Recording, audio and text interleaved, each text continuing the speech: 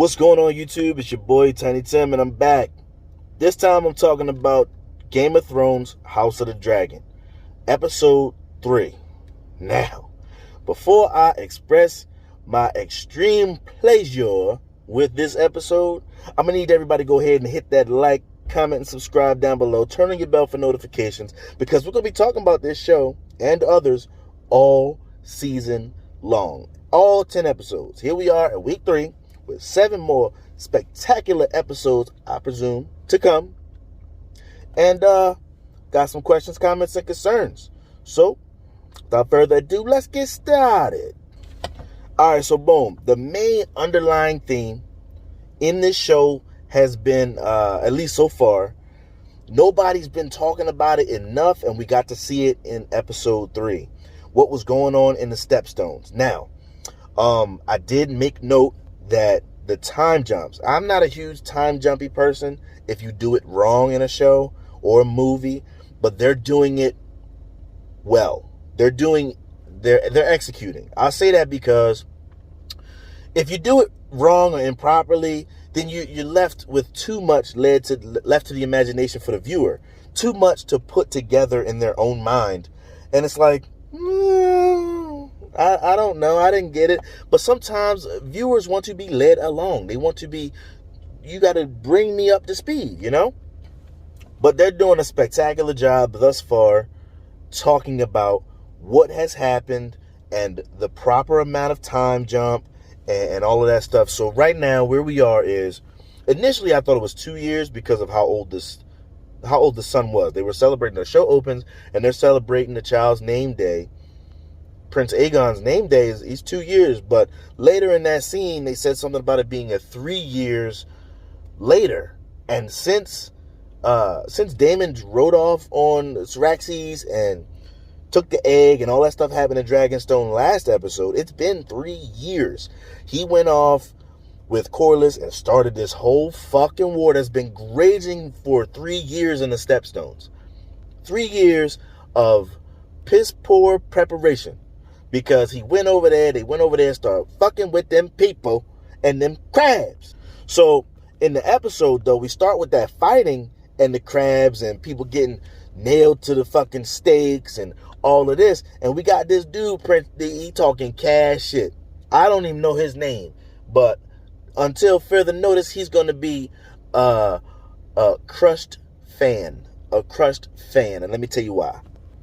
Whole time he talking cash shit to the crab feeder, and we find out the crab feeder's name as Prince Drahar. Now, they might have said it in episode 1 or 2, but I might have missed it. There was a lot of stuff they just kept saying is going on in the Stepstones. They call himself the crab feeder because he gets inventive and creative with the way he kills people.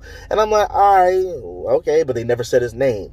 I counted it as relevant, but something I should pay attention to. But I was like, until they say his name, until he makes an appearance, I'm good on that. Like, end of episode 2, that's when we see his face, and we like, oh shit, he look kind of crazy. Like, he look a little fucked up. Now, to me, it looked like he's got some severe disease, dragon scale type shit.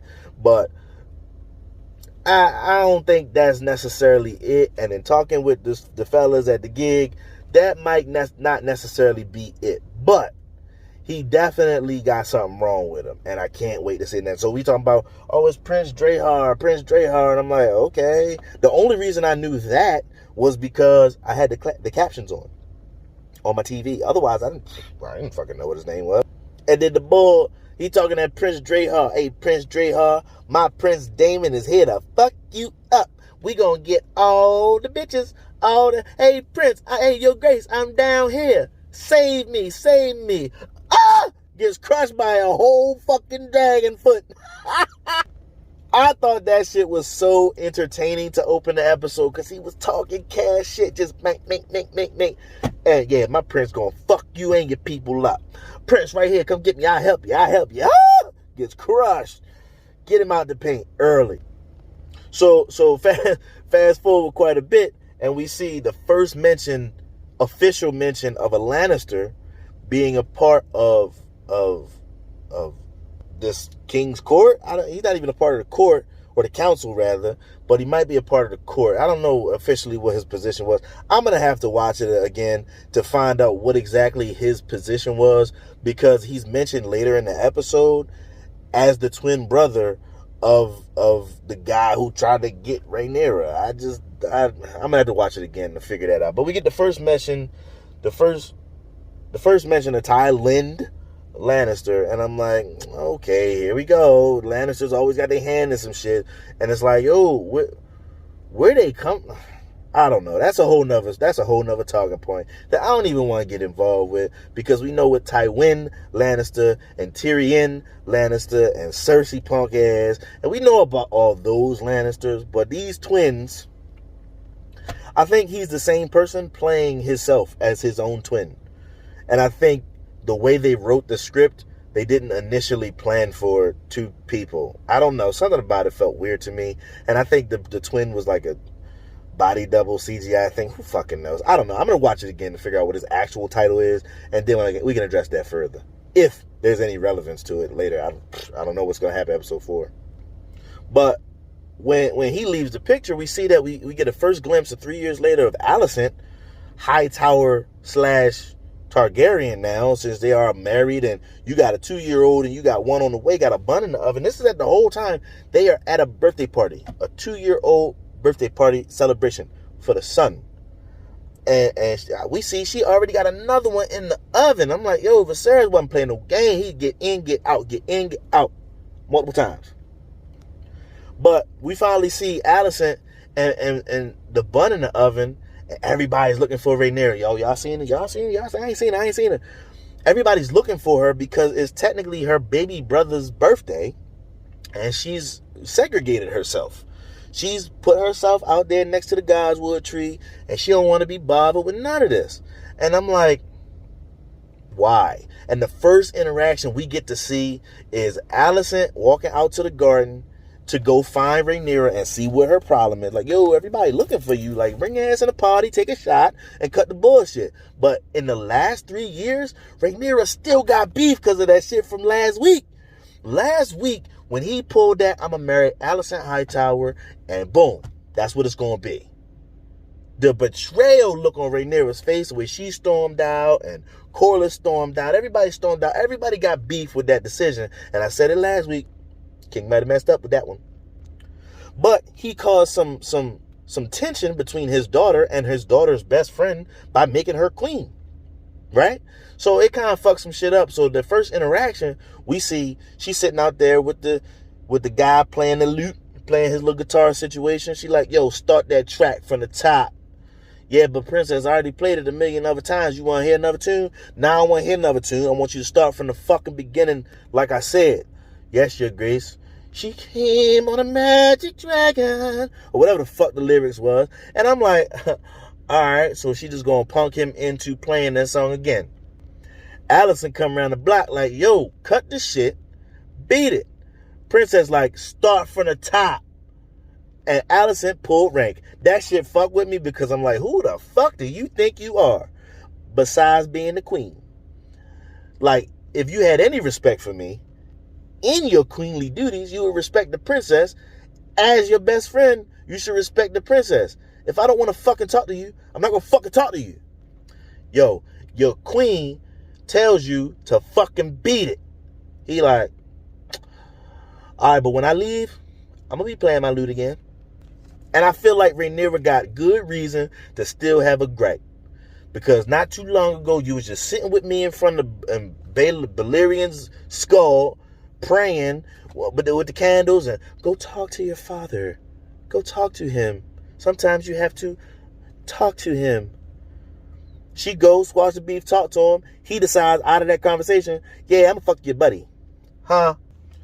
Then fast forward, we finally see at this party, the same party, Mr. Jason Lannister, twin of Tyland Lannister, shows up, and he's all, I want to give you a gift for your name day of your son, this spear made in the golden armory from this and this and that. Shut the fucking front door, buddy. Stop trying to put your bid in. This is a fucking party for the 2-year-old. This is a party, bro. Finally get Rhaenyra to interact with some people, and this motherfucker trying to pitch woo, talk about some, Yo, I even build a dragon pit. If I had a little couple extra, if I had some time with you, I'd buy a dragon pit. She like, why the fuck you need a dragon pit? I mean, it would be great to have a dragon pit, especially if we get married or whatever. Like, if we join our houses, then maybe you might need a dragon pit. She instantly knew. She seen right through that shit. Like, bro, how you just going? I laughed my ass off. I'm like, how you just gonna try to buy her by proposing with a dragon pit offer? Huh? Yeah, Castle Rock and this is stellar. You would love it, the view and all this other stuff. But I'll build you a dragon pit to make it seem like, to make it seem like something.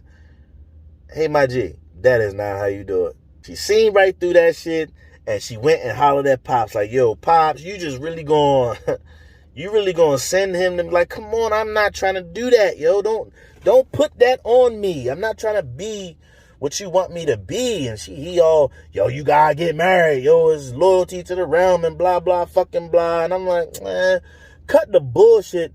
You chose who you wanted to choose, and now you gonna have other people choosing for me? Fuck that. So she scooted on up out of there. Like, man, fuck you, man. She beat it. She out the way and she's gone. She galloped on her horse. Boop, boop, boop, boop. She out, and Sir Kristen Cole gonna chase after her. Princess, your highness, your grace, slow down. Fuck out of here, bro. If they didn't already, they fucking. So one thing I did write down, though, is the mention of Viserys. Now, the last time we saw his ailments, he had a hand in a bucket of maggots. He had a pus-filled scar on his back that was getting worse. And nobody made mention of that at all in this episode 3 years later. He does look like he's balding in the front, but like thinning a little bit. But I'm like, yo, that don't look like the ailment. Last time we saw, your fingers was black, my G. Like, you cut yourself and that shit rotted, bro. In one of the scenes in episode 2, we saw that shit was black. Okay? So, why you still got fingers? And why the only thing you look is older? You don't look sick at all. Like, what type of cancer or ailment did you have that just went away as soon as you started fucking again? Like, that just, what? What? Like, he don't even look old. He looks sick, but he more look old than sick. Like, we just gonna forget about he had that shit pussing up on his back? We gonna forget about that? We gonna forget that he cut his finger and, ooh, look, I'm bleeding. Okay, yeah, the shit cut you, but whole time you had to put your shit in maggots so your shit didn't rot off. We just supposed to forget about that as viewers? It doesn't make sense to me. And I don't fuck with the fact that they didn't at least mention it. I don't mention it, and then I'd have been okay. And after homeboy Lannister then came up to the king while he, trying to get drunk, he like, yo, the whole realm feel X, Y, and Z, and bop, bop, bop, bop, bop. The king had to make it clear to Rhaenyra, bro, like, you're next. You're still next. Like, I know, some shit was said, and I got a son now. What do that mean? Like, she even felt like on the way to the king's, even to the way to the hunt, she's like, yo, nobody here for me. This is not for me. Nobody's here for me. He had to make it clear to her, you are next. I chose you for a reason. Like, this was a point I made to choose you for a reason. Just because I have a son doesn't mean anything. I'm just trying to strengthen our claim to the throne as a family, not just as a person or as a daughter or, as an heir. I'm trying to strengthen our claim. I'm out here fucking. You need to be out here fucking. We need to strengthen our claim to the throne. You need to get married. Period. You still next. And he went up to her and told her, you know what? I ain't trying to beef with you. He said that in episode 1 and 2, or 1, 2. I'm not trying to be estranged with you, daughter. I'm trying to make sure you're happy. So he went up to her in episode 3 like, all right, listen, I ain't trying to beef no more. You pick who you want. Pick who you want, and then we'll move forward. Either way, you still got to get married, and you still got to have a kid. So either way, pick who you want, but we moving on with this. This is happening. This little party they having for the Prince Aegon, they having this little party, and I'm like, yo, y'all looking for a stag, it's a hunt or whatever. But I feel like y'all all jovial and stuff, drinking and partying, laughing, talking shit or whatever. Y'all gonna scare the stag away. But I don't think it was that close where they were hunting. as opposed to like where the stag was allegedly supposed to be. So I guess, but it just seemed too off to me. It didn't fit. Now I made a note of it, and I noticed it in episodes 1 and 2 because the Damon shit, Viserys went and talked to the chubby dude in all black. The Princess Rhaenyra getting married shit, and him trying to pick a queen to remarry himself. He went to this dude, and here we go now is Viserys talking to him about the Rhaenyra shit, and it's like, or picking an heir because he now has a son. It's like, yo, you remarried and you had a son. You might want to consider. I got the feeling that he was more of the hand, like playing the role of the king's hand, than the king's hand was playing the role of the king's hand. The only thing Otto Hightower was doing was peddling flesh and making sure his claim to the court and line of succession to the throne was closed, was locked in. And he was only doing that by peddling his daughter's flesh. Like, yo, go see the man. Yo, he grieving, man. He's a widower. Go ahead and see him with your mother's dress on. Take a book or something. Fuck him. So fast forward, they find the stag. They at least one of them, which it wasn't the great white heart stag or whatever the fuck. It wasn't that one, but they found one. And I thought that was it based on the feather, the skin, the coat on the chest of the stag. I thought that was the white heart joint. I thought that's what they meant, until later we saw that Rhaenyra and Kristen Cole, when they was on their way back to the party the next morning, they saw the white stag. And I thought that joint looked majestic standing on the joint. And I thought they were going to kill it, and she was going to drag it home with the boar and say, yeah, I'm that bitch. You know what I mean? Just walk the shit back in like, yeah, blah, blah, blah. She did that with the boar covered in blood anyway, and everybody looking at her like, damn, whose man's is this? What the fuck she get into? But the way this stag looked, I'm like, all right, cool, whatever. They like, king, kill it with this spear. Anyway, he was hungover or he didn't want to kill that particular stag. And looking at it again, I'm like, oh, that wasn't the white-hearted stag. So he don't want to kill it, so it don't have the same validity as far as omens go. It don't hold the same weight. But I'm going to kill it. So either he was hungover or just didn't want to do it. Either way, he missed the kill shot. And the boy had to tell him, hey, your grace, won't you slide to the left a little bit? Hit to your left, not my left, your left. We standing next to each other. Your left. Either way, your left. Slide to the left and then stab it again. Now we got to hear this deer. Ah! And I'm like, okay. That scene was unnecessary, but the facial expressions on the actor's face was really selling it for me.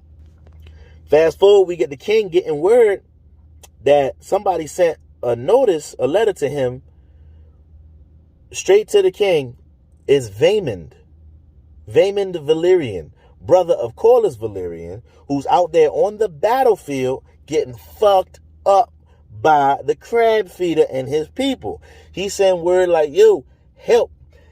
Viserys like, all right, yo, help is on the way, man. Help is on the way.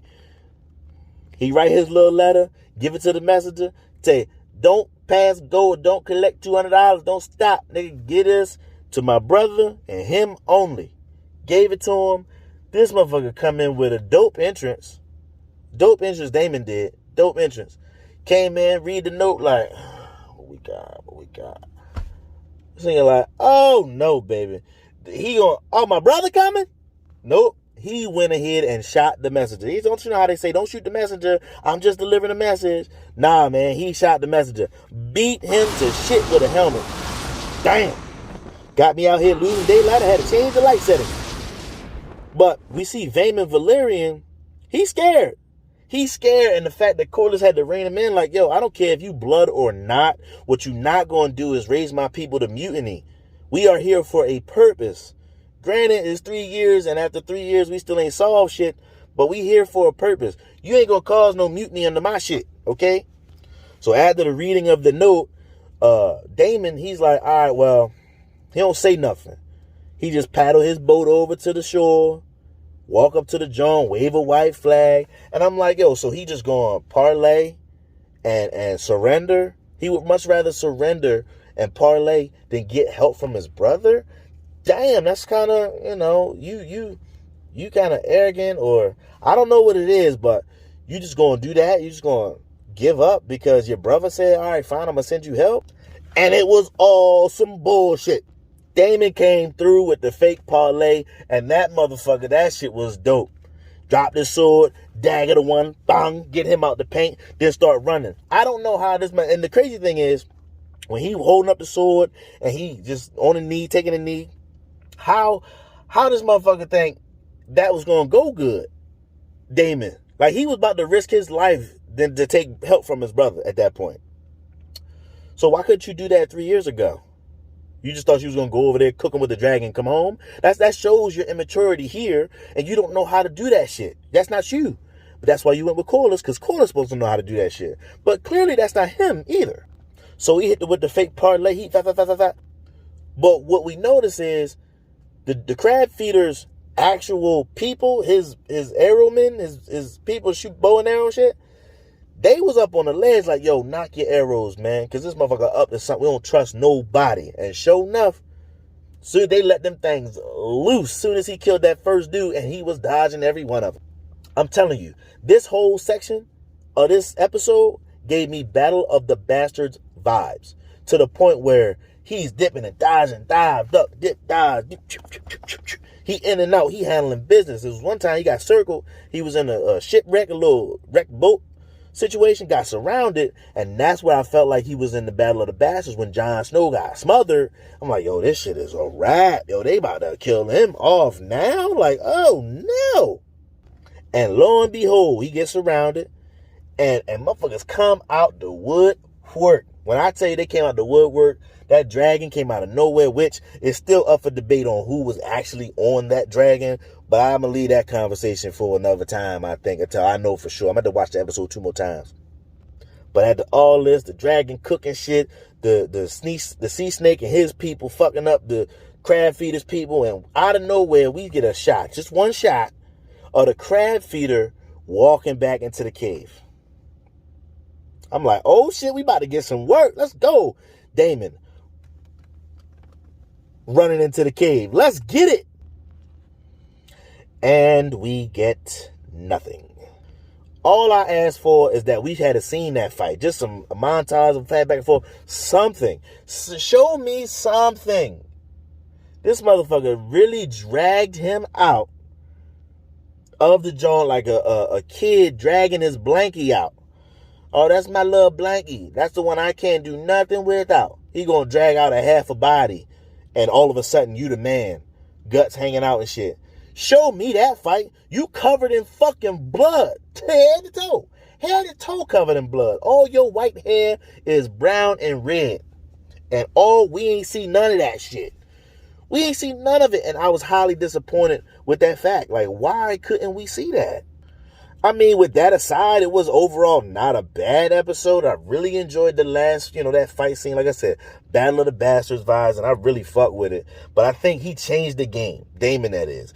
Damon changed the game by going and presenting himself like it was because they couldn't get him out the caves. So he went and presented himself like he was about to. That shit looked like it was planned. But that shit wasn't planned. Corliss didn't know what the fuck he was doing. The Sea Snake people did not know. The Valyrians, they did not know what he was up to. It just happened to work in their favor. Like, yo, we got to support this man. Like, if he going to go do that, then this how we can help. Because we got to get him out the caves.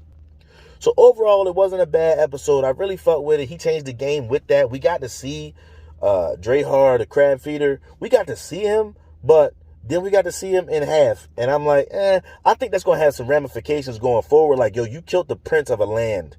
You don't just do that and be okay. You don't, that's not how this works. You can't just kill who you want of royal seating.